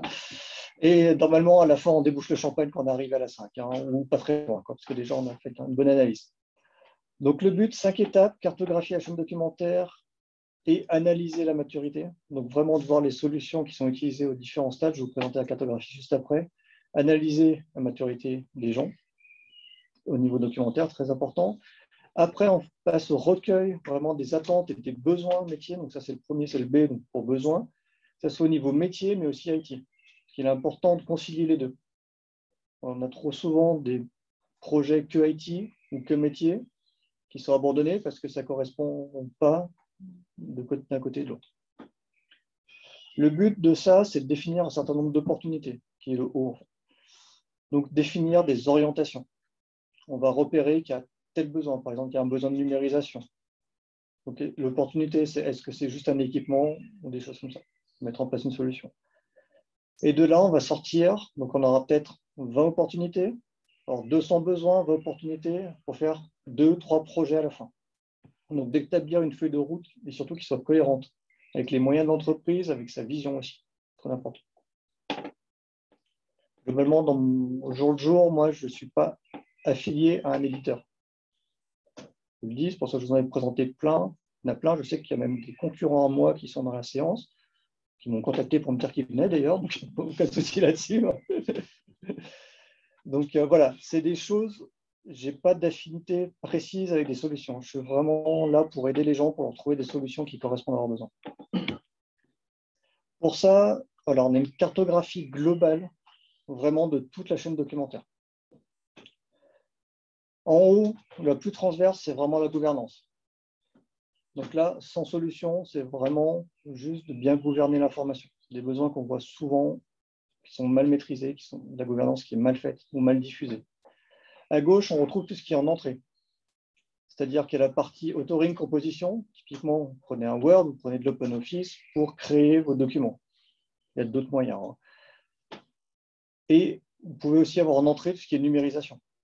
Si vous êtes dans une optique zéro papier, en général, tout votre courrier est numérisé en entrée et puis ça part dans un système.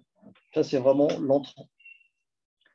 Cet entrant, il faut aller le stocker à quelque part. C'est la partie gestion documentaire au sens large. Donc, on va parler de JET, de CM, de DAM, de CSP. Encore une fois, ça dépend de la dimension du système documentaire qui va être derrière. C'est couplé aussi à la collaboration. Vous allez créer des documents, vous allez collaborer dessus. Actuellement, on peut même coéditer maintenant des documents, ce qui est quand même assez génial, ce qu'on ne pouvait pas faire avant. Donc maintenant, ça facilite beaucoup la collaboration aussi sur les documents. Ça évite d'avoir une V1 qu'on envoie par mail, on récupère une V1.1, etc. Ces choses-là, il y a des outils qui facilitent le travail même. En sortie, oui. Un commentaire d'Olivier. Je ne fais pas de cartographie, mais un diagramme de flux d'informations. Ça montre bien mieux comment toute l'entreprise fonctionne. de la même façon qu'un architecte fait un diagramme de flux de puissance, électricité, réseau, eau, Oui, etc. ça revient sensiblement même. Parce qu'en fait, on analyse voilà, tout le flux, tout le cycle de vie documentaire. En fait, on passe par toutes ces étapes aussi. C'est vrai, ça marche aussi. J'ajouterais juste une chose, c'est que Perso fonctionne par processus métier. Oui, aussi. On est d'accord. Mais si vous prenez bien votre processus métier, si je prends une dématérialisation de facture, typiquement, enfin, un traitement d'une facture, vous attaquez à la gauche par la numérisation, vous allez le stocker, vous allez finir par l'archiver ou par le diffuser à quelque part. Alors, et en fait, on retrouve à chaque fois globalement ces briques.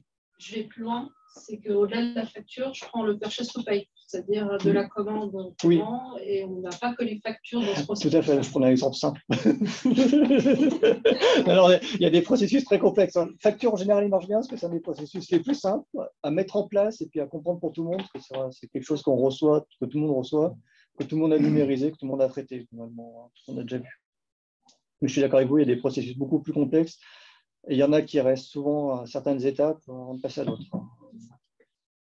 Voilà, mais globalement, pour vous montrer un peu tous les. C'est presque orienté solution, là, si vous voulez, derrière. On a la partie, je dirais, importante maintenant, qui est la partie workflow, notamment pour les traitements au processus. Voilà, si on se base sur les processus vraiment métiers, on peut voir qu'il y en a certains qui sont très bien informatisables. Donc, il y a des solutions qui font ça. Des solutions qu'on appelle notamment de case management, vraiment de la gestion de cas. Donc, ce n'est pas des workflows statiques, c'est des choses où on peut vraiment avoir des choses très dynamiques, des gestions au cas par cas. En fait. Des solutions de BPM, de RPA aussi, tout ce qui est robotique maintenant, qui apparaît de plus en plus, qui permet d'automatiser beaucoup de choses. Et ça, c'est un gros plus. Et ça, je pense que ça va beaucoup se développer. C'est aussi beaucoup lié à l'intelligence artificielle. Mais le RPA, c'est quand même basé sur les technologies qui ont 20 ans. C'est ce qui est très impressionnant. Moi, c'est des outils que j'utilisais quand j'étais développeur pour faire des tests applicatifs. C'est juste de la reconnaissance de caractère et puis l'ordinateur, il va reconnaître ça. Donc, moi, je m'en servais à l'époque pour attendre que des boutons s'affichent sur une page web, typiquement. Et maintenant, on reconnaît, je reprends mon exemple de facture, que c'est telle facture et du coup, on doit l'envoyer à telle personne directement. Et ça, c'est tout automatisé. On a pour retrouver des documents maintenant d'excellents moteurs de recherche. C'est compliqué, mais... c'est revenu. C'est bon. Merci, Ménia. Donc, partie moteur de recherche très transverse, comme je disais. On va continuer dessus. Et en sortie, il y a, je dirais, 3 possibilités de sortie. Alors, il y en a une qui n'est pas forcément bleu clair, comme vous allez voir tout à droite. C'est la partie publication. C'est vraiment publication au sens de je vais publier de l'information sur un site web. C'est une diffusion publique. On le laisse dans du stockage parce que c'est encore des solutions en général où on dépose des documents. C'est des choses assez manuelles encore qui sont faites là-dedans, ce qui est assez intéressant d'ailleurs. Et la partie droite, vraiment, c'est tout ce qui est output management, record management et archivage. Donc c'est vraiment, je distingue bien le record management et archivage. Record management, on va rester dans de la GED globalement, c'est des pré-règles presque à quelque chose près. Pour gérer notamment, le record management, c'est surtout très américain, c'est pour gérer tout ce qui est audit aussi, de poser des verrous légaux sur les documents pour qu'ils soient plus modifiables, mais que pendant un certain temps. C'est-à-dire qu'on s'assure que le document, pendant le temps d'un audit, pendant 6 mois, 1 an, peut-être beaucoup moins, ne soit plus modifiable par quiconque. Même un administrateur, il ne pourra plus le faire.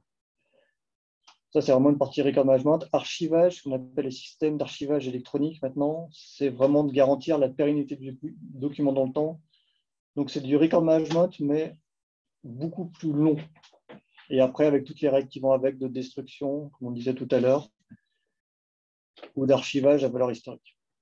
Et on a toute la partie gestion de la relation client, tout ce qui est output management, print aussi, parce qu'on imprime encore, il ne faut pas se le cacher, on imprime encore beaucoup de choses.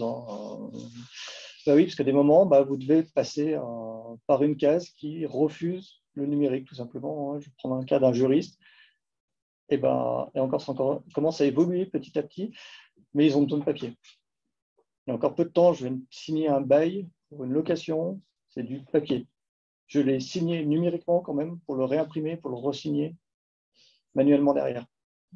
Donc, on arrive à des aberrations assez totales. Surtout que le fichier, il n'est pas écrit à la main, il est écrit par l'informatique.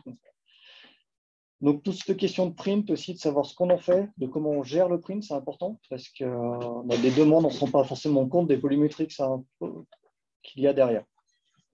Donc voilà, donc c'est cette cartographie-là qui nous sert d'entrée un petit peu pour voir un petit peu toutes les solutions qui sont utilisées dans l'entreprise. En autre phase, deuxième phase, alors la 1 et la 2 sont un peu mélangées, hein. Même avec la 3, des moments où on peut tout faire ensemble, ça dépend forcément aussi de la taille de l'entreprise et de ses besoins qu'on a déjà prévus.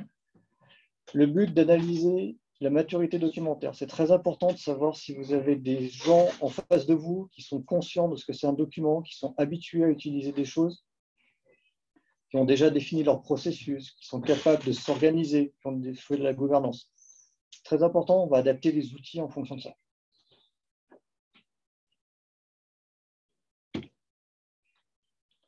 Après, je vais vous présenter 2 exemples de comment on recueille les besoins. Ça, c'est un premier exemple d'atelier dit classique. C'est une méthode qui était très efficace en fait en début de Covid. Tout simplement, on diffusait les slides et c'était rempli de questions. Donc les gens pouvaient préparer en amont, ils n'étaient pas forcément adeptes en fait encore des visios, des choses comme ça. Ils n'avaient pas forcément le temps aussi, parce qu'il y avait plein de choses à faire. Donc du coup, ils pouvaient compléter ça, on leur laissait un peu de temps. Et le but, c'était qu'ils réfléchissent à l'existant, les solutions qu'ils ont actuellement. S'ils ont des constats à faire, de se dire, cette solution, elle est très bien, mais on pourrait peut-être faire mieux, ou celle-là, elle ne va pas du tout, et le pourquoi, etc. Donc, on leur laissait beaucoup de temps pour définir tout ça et d'avoir vraiment leurs vrais besoins. Et pas que d'avoir de « ça ne marche pas, ça m'énerve ». Parce qu'en général, je leur demande, c'est la première chose, on n'a que les retours négatifs, d'avoir les points positifs, c'est plus compliqué en général. Donc, c'était une première étape comme ça. Maintenant, on a ce qu'on appelle plus des ateliers de type co-design. Typiquement, celui-là, il est très pratique. Donc ça vient originellement, moi j'utilisais ça en méthodologie agile sur des revues de projet. Donc vraiment en informatique pure de développement. Maintenant, c'est adapté. Alors, je ne sais pas qui est venu avant qui, mais je pense que la partie revue de projet qui était d'abord, c'était adapté pour le recueil des besoins maintenant.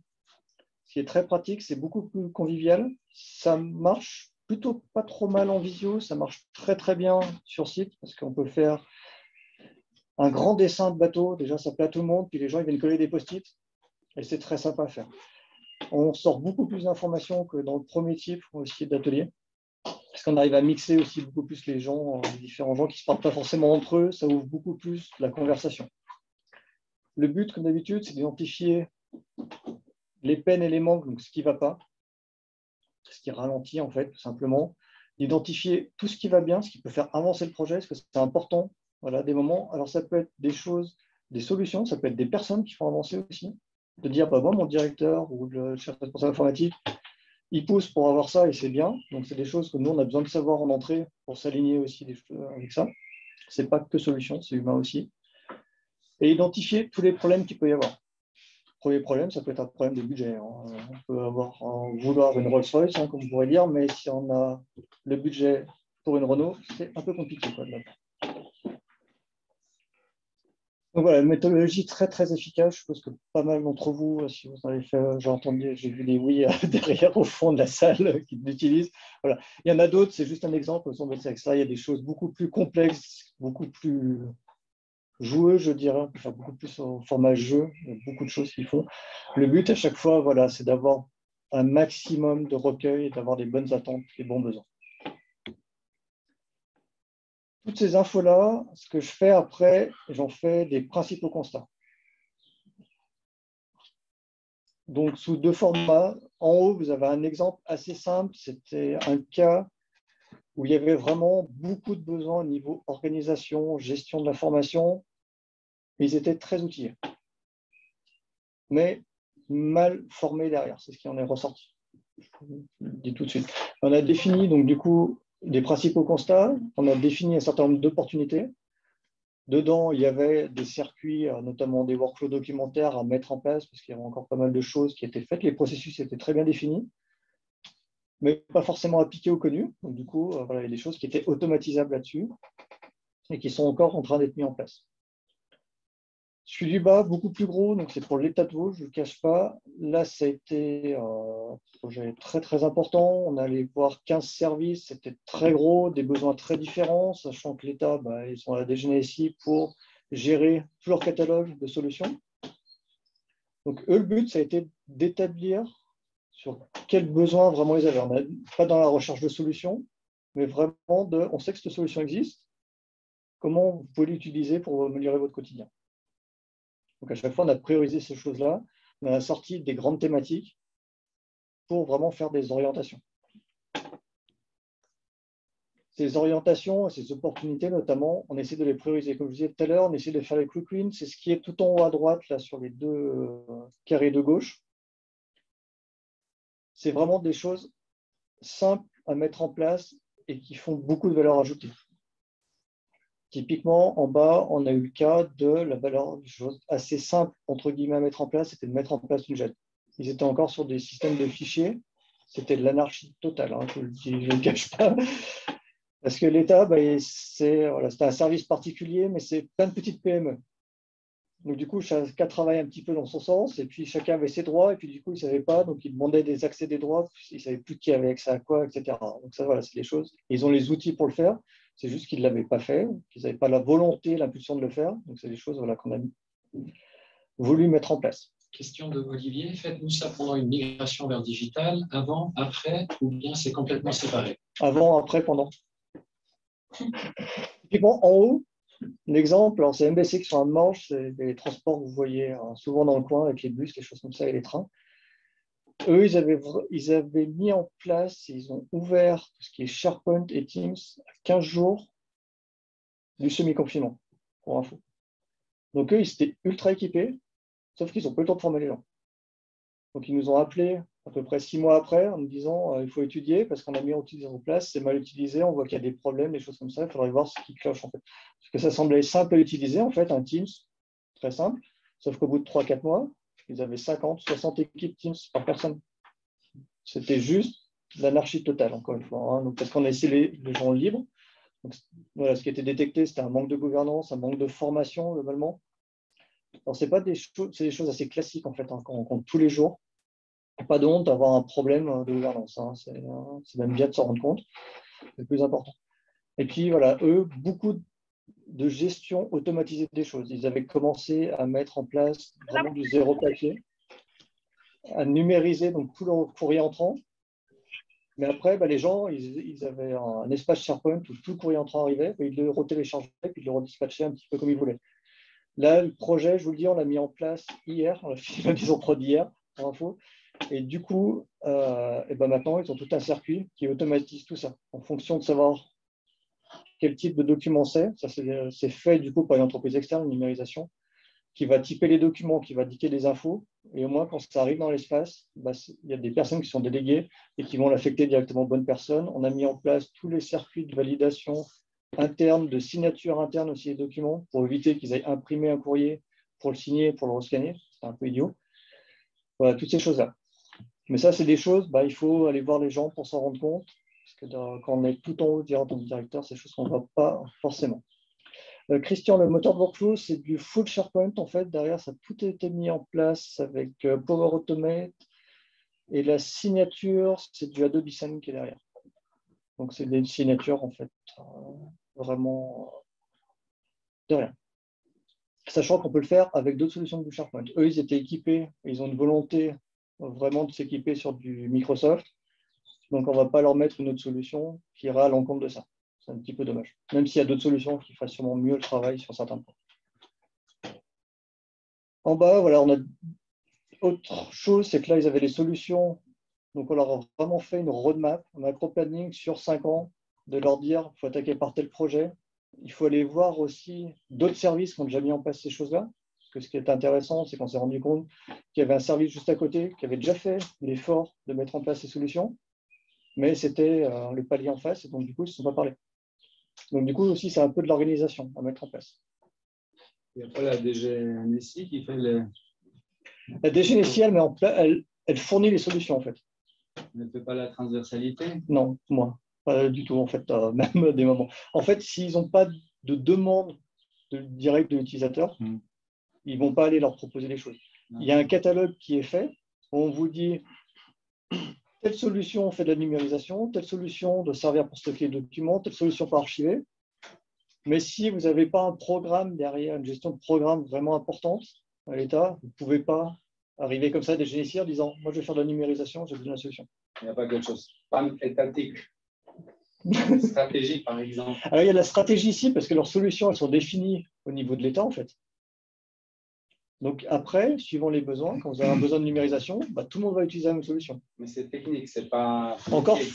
Encore faut-il exprimer le besoin d'avoir cette numérisation-là, ce besoin de numérisation. Si vous ne l'exprimez pas, Non, mais stratégie, par exemple, unifier les méthodes. Non, ils essaient de le faire par service, mais c'est très compliqué. C'était un peu l'objet de cette étude-là. Après, au global, vous ne pouvez pas le faire au niveau de l'État, où c'est très courageux. C'est un peu toute la difficulté, je pense, de ces problématiques. Si ça ne vient pas du plus haut niveau pour que ça redescende, ça ne se fait pas. Voilà. Ou alors ça se fait dans des petits coins, ils ne se parlent pas entre eux. Là, c'était vraiment les directeurs et directrices qui avaient lancé ce programme-là, qui avaient dit il faut qu'on fasse quelque chose. Parce qu'ils se sont bien rendus compte que voilà, il y avait des choses qui n'allaient pas. Ça a été fait avant le Covid et pendant. Donc, ils l'ont fait à temps, je veux dire, entre guillemets, parce que des choses. Après, ça met du temps aussi à mettre en place. Hein. Là, on parle quand même de centaines de personnes qui travaillent, qui ont leurs habitudes de travail. Des personnes, ça fait 20, 30 ans qu'elles travaillent d'une certaine manière. Si on leur dit du jour au lendemain, on change tout le système, c'est compliqué. Donc, il y a beaucoup de gestion de changement, mais c'est le plus long. Mettre en place la solution, reprendre des données, ça peut être long, mais on parle d'1 à 2 ans. Changer des habitudes, habituer des gens, c'est beaucoup, beaucoup plus long. Et surtout que ça vient avec l'introduction d'un outil collaboratif où les personnes ont plutôt tendance à travailler chacun dans leur coin et avec leur tiroir, et que tout à coup, on leur demande de travailler tous ensemble. En fait. C'est ça. Et bien, la première chose qu'ils font, ils refont leur petit dossier dans l'outil collaboratif. Et puis, ils retravaillent dans leur coin.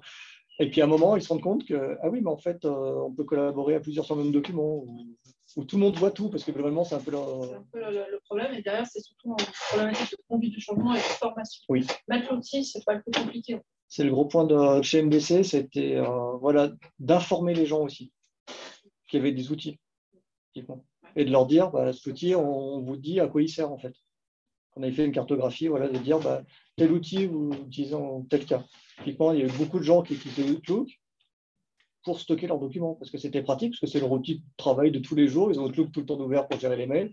Ils se sont fait un dossier dans un coin, puis ils mettaient leurs documents dedans. Voilà, c'est des choses qu'on voit de partout et tous les jours. C'est du classique. Maintenant, ce qu'on arrive à faire, si on revient à l'archivage, on arrive à archiver ces choses-là automatiquement aussi, on les détruire. Donc ça calme un petit peu en général les gens. Mais voilà, c'est des directives d'utilisation de l'outil en fait, qui sont importantes à établir. Encore une fois, la solution magique n'existe pas. Chacun a ses habitudes, chacun a sa vision aussi de l'outil, a ses besoins. Donc, voilà. J'avais une petite minute, j'avais un exemple. En fait, en 2003, on était passé sur un système, justement, je travaillais chez Procter & Gamble International et on avait un étage d'archives. C'était dans l'ancien bâtiment de Tilancy de la SBS et du Petit Suisse. Et c'était vraiment ces gros coffres, 8 km linéaires. On est passé sur SAPR3, en fait, parce qu'on avait besoin par rapport à la loi Sarbanes-Oxley, avec un purchase to payment pour avoir la traçabilité en three-ways match. Et on était passé sur le système d'imagerie Ixos. Dans le temps, alors bon, bah voilà, le volume, on était, là c'était pour marketing et vente, 5000 personnes, et les factures traînaient dans les bureaux. Et le système d'imagerie, on met tous les centres de coûts, on les relie aux personnes, ça va automatiquement en email. Donc c'est vrai qu'on est passé de 56 jours à 5 jours.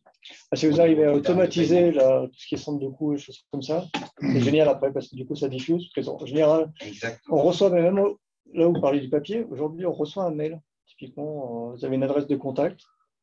Vous envoyez, je reprends mon exemple de facture parce que je l'aime bien, parce qu'il est facile. Hein, désolé pour madame qui n'aime pas mes factures.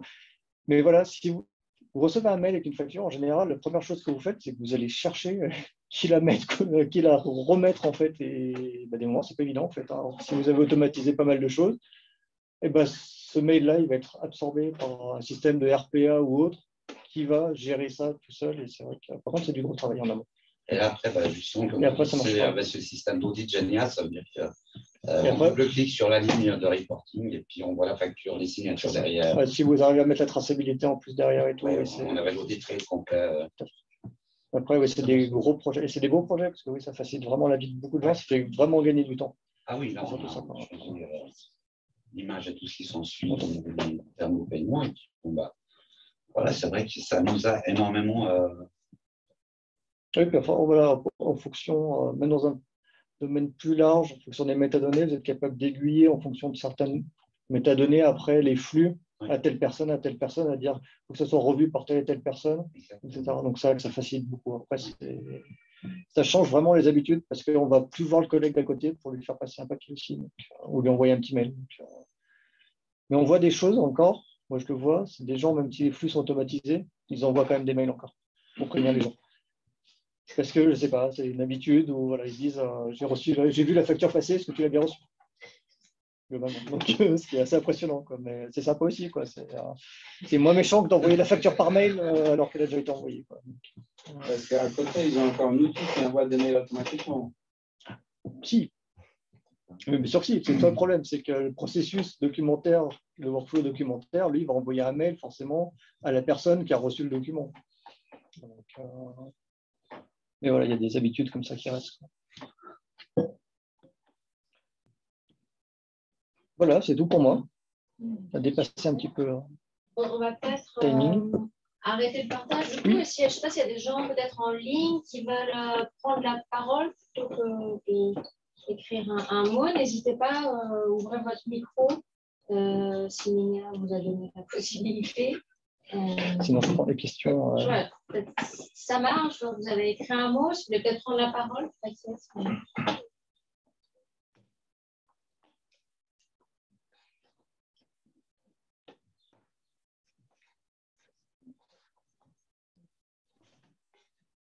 Allô? Oui. Oui, vous m'entendez? Ok, oui. Super. Je viens de poser la question en fait. Supposons qu'on a les outils, mais les utilisateurs nous disent que, par exemple, la même information, par exemple, les fournisseurs, je devrais saisir ça dans deux outils différents.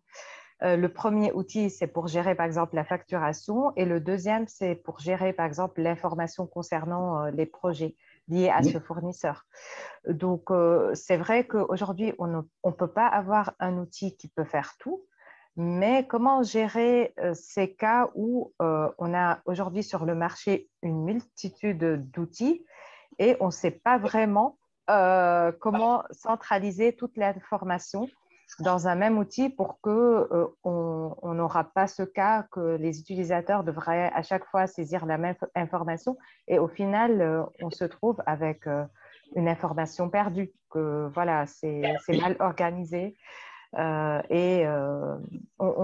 c'est difficile de rechercher l'information qu'on veut. Exact. Le but, en fait, dans ce cas-là, c'est vraiment de définir qui est maître des données, en fait. C'est ce qui est le plus important. Par exemple, le RP, ça va être le système qui contient la liste de vos fournisseurs. Et il ne faut pas répliquer cette liste ailleurs. Ou si vous la répliquez via de l'interopérabilité. C'est soit une autre application va chercher les informations, soit vous les synchronisez. Il faut voir le besoin de synchronisation, c'est du temps réel, des choses comme ça. Il y a différents outils. Mais vous ne pouvez pas avoir un système qui va tout gérer. En fait, ça ne va pas être gérable. Ça ne va pas être possible. Typiquement parce que le monde des finances et le monde de gestion de projet, ce n'est pas du tout les mêmes mondes. Donc, ce n'est pas les mêmes outils qui sont derrière. Par contre, oui, vous avez besoin de savoir la liste des fournisseurs dans les deux cas. Oui, tout à fait. Le tout, c'est de définir si votre fournisseur il est plus dans l'ERP, il est plus dans un système. Mais il faut arriver à définir ça et après, vous centralisez toutes ces données à l'intérieur. Donc, données fournisseurs à quelque part et les autres systèmes viennent les chercher ou les synchroniser. Mais après, oui, vous avez besoin de les renseigner un petit peu partout sur les documents, mais le tout, voilà, c'est d'avoir, je dirais, le même identifiant derrière le fournisseur pour que si vous fassiez des statistiques plus globales, et vous soyez capable de dire ma métadonnée fournisseur qui vaut A dans un système, c'est la même que celle qui vaut A dans un autre système. Oui. Et moi, comme ça, vous pouvez recroiser après toutes les données. Alors, ce qui n'est pas bien de recroiser dans certains cas, hein. Typiquement, avec les données personnelles, il faut éviter. D'accord, merci. Christian Breton, oui. souhaite prendre la parole.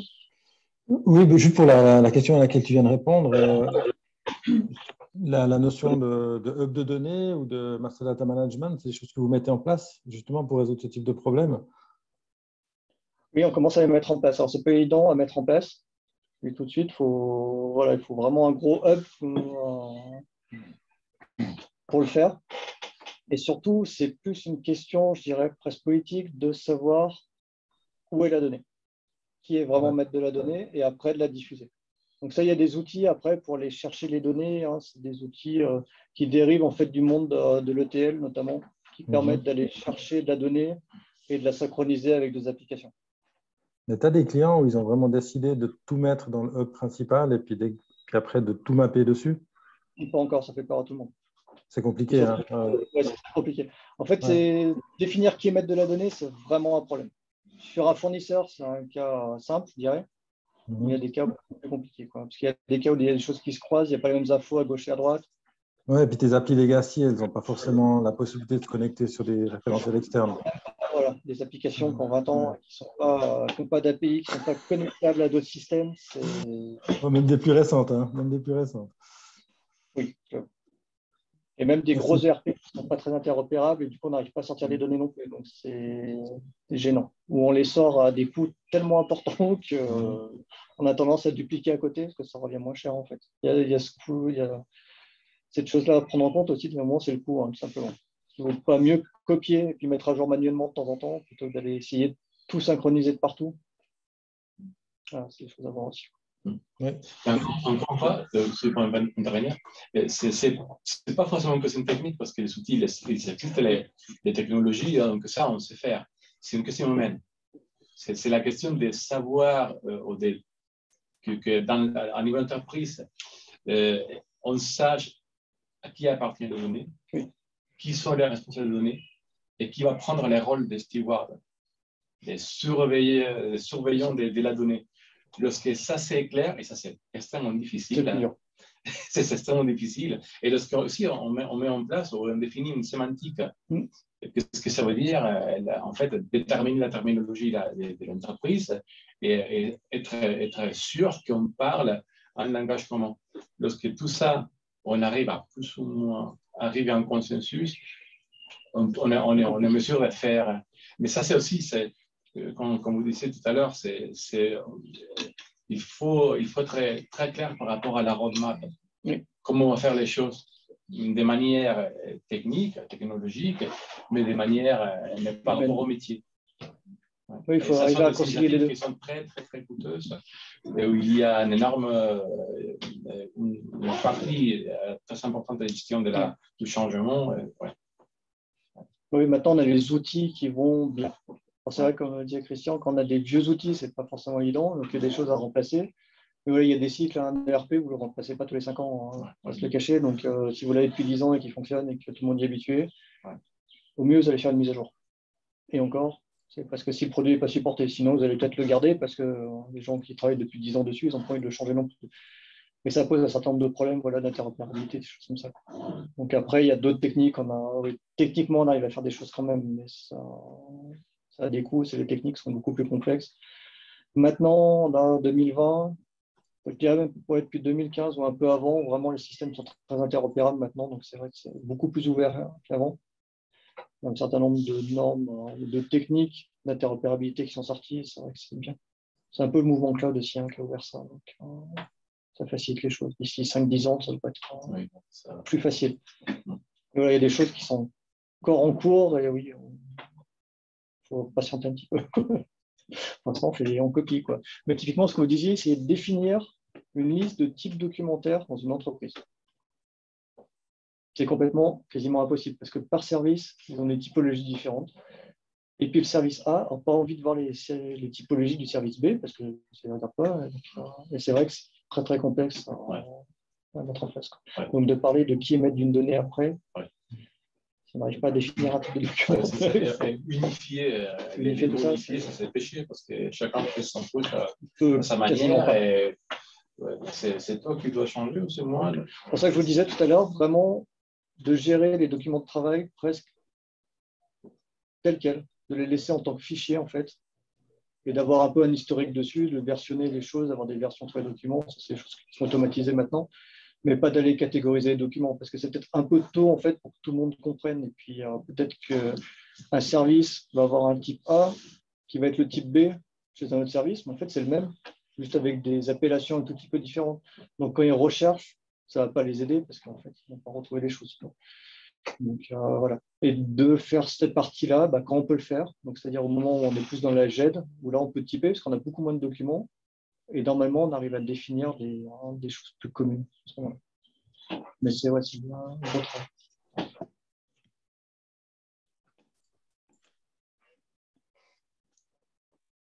Est-ce que quelqu'un d'autre en ligne veut prendre la parole? Peut-être Freddy Varlet qui a fait un commentaire.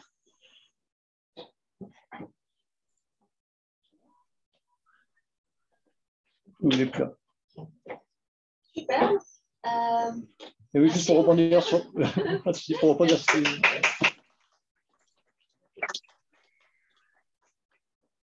Je laisse la main peut-être à Minéa. Il y a un petit rôti, Minéa a envoyé sur les commentaires. Si vous voulez faire un petit rôti. Est-ce que vous allez mettre la présentation en ligne? Je crois que oui, ça va être envoyé aux personnes qui ont participé. Oui, de toute façon, je vous l'envoie, puis on l'enverra après derrière. Oui, voilà. Donc, oui, les participants auront accès. Je vous encourage à aller sur les remarques de l'atelier. Est-ce que Claude, président, tu veux dire quelque chose? Les soirées du mois prochain, peut-être? Oui, je peux répéter. Donc, 9 juin, Histoire de la business analyse. 23 juin, Leadership. 21 juillet, apéro au bateau de Genève, en partenariat avec la SNP. Début septembre, le study group. Et le 6 octobre, le congrès annuel sur l'intelligence artificielle au service de l'entreprise. Study group à Genève. À Genève avec l'animateur. Ce n'est pas encore officiel, mais on va commencer les jeudis 1er septembre. Ça sera 10 séances, 10 soirées, comme on a fait l'année passée avec pas mal de gens ici. Mais ça va venir, on va communiquer par LinkedIn, on va envoyer des mails. Et je pense les mois prochains, mais ça je vous dirai, je ferai un post, faire une réunion pour les personnes intéressées pour présenter qu'est-ce que c'est un study group, expliquer comment c'est l'approche, et voilà, pour les personnes qui pourraient être potentiellement intéressées, donner des informations par rapport à ce qu'on va faire en 2022. Ça sera entre septembre et décembre. Vous avez de l'info sur la certif en français qui est en train d'arriver? Alors, on a traduit le BABOC, donc vous le savez, l'année passée. Et puis, la certification, elle est en français, mais uniquement pour le CBA. Et puis, l'IBA est en train de réfléchir à traduire les autres certifications. Mais elles sont déjà disponibles, mais en français canadien. Donc, ouais, alors, c'est un français vraiment différent. On peut vous discuter. Ouais. Il y a quand même quelques différences. Il n'y a pas de calendrier, en fait. Pas encore, non.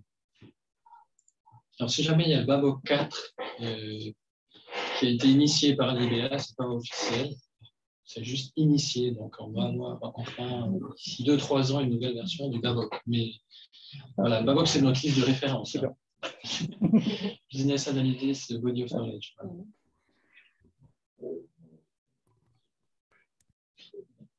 Je propose de lancer le jeu. Ouais. Je te laisse la main. Il y a un jeu.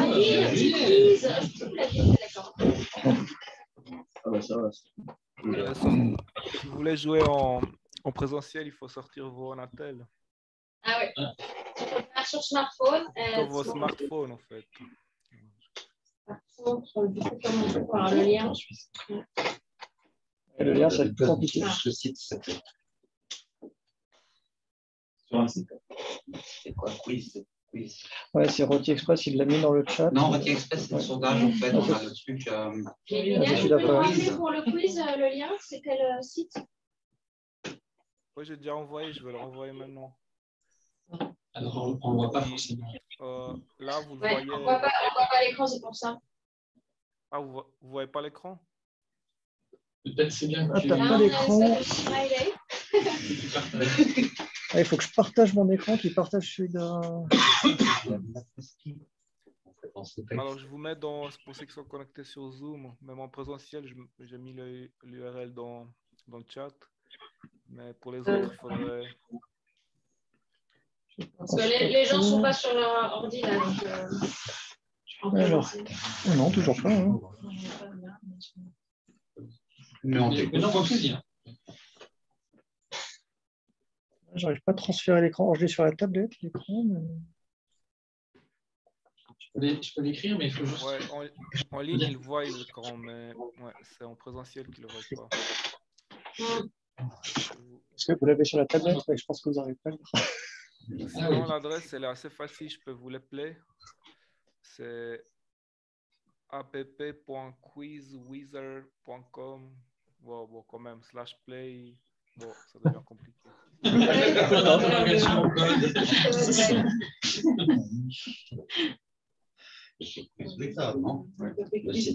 Oui, c'est Quiz Wizard. Ouais. Il va nous donner le quiz, parce que le quiz. Ouais, c'est Quiz Wizard et après le code. En mettant Quiz Wizard. Quizwizard.com/play. C'est ça. Et puis après, il vous demande un code.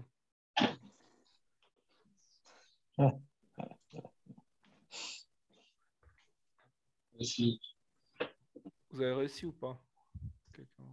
Non, c'est quick, c'est fini par CK. Quiz. Quiz. Avec une scène. WHIZZER.com. Alors, qu'est-ce qu'on gagne? Ouais, qu'est-ce qu'on gagne? Alors, ouais, bonne question. On gagne des réductions au congrès. Et le premier gagnant aura la plus grande réduction. Ensuite, le troisième prix. Ah oui, c'est le partager. Et le code, c'est 54 502.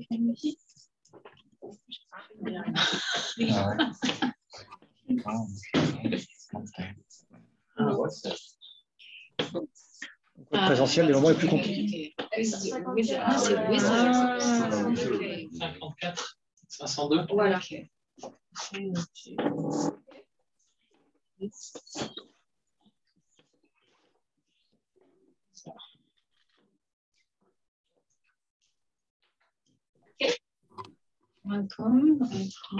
Ah oui.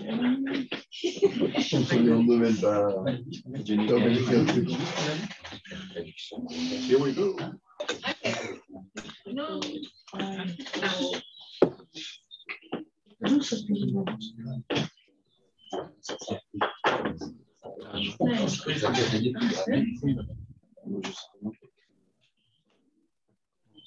On est prêt, on y va?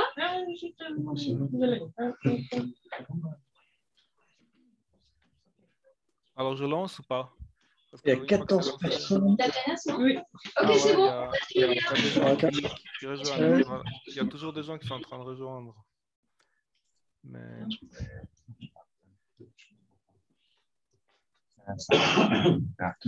Vas-y, lance, Julien. Ok, prêt, c'est parti. Je suis avec eux en plus. Il y a une semaine.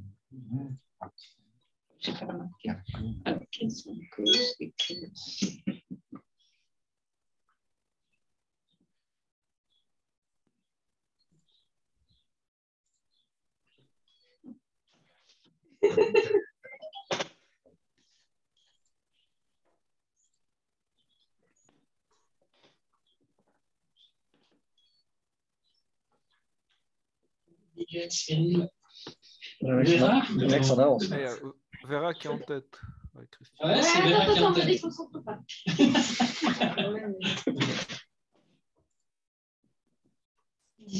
Sonia, elle a la pression quand tu ne gagnes pas. Attention, il ne faut pas répondre trop vite. Oui, parce mais que... je n'arrive pas à lire comme ça. Christian. Ouais, Christian a gagné. J'adore les choix, ça me fait rire. Mieux ou pas. Bon, et ben. Après, Christian, il ne faut pas répondre trop vite. Attention. Deuxième. Vas-y, fourcher une fois là. Deuxième marque. Il y a des pièges. Le temps compte, non? Oui, en plus. Ouais, c'est un truc en 5 minutes entre les deux. Donc, Christian, Marc, Miguel. C'est ça. Ou alors c'est juste par un concurrent. si on répond à toutes les Voilà, questions. 57%. Non, il fait une moyenne des deux en fait. Il regarde le nombre de questions juste que tu as répondu, puis ta moyenne par réponse. C'était une première évolution.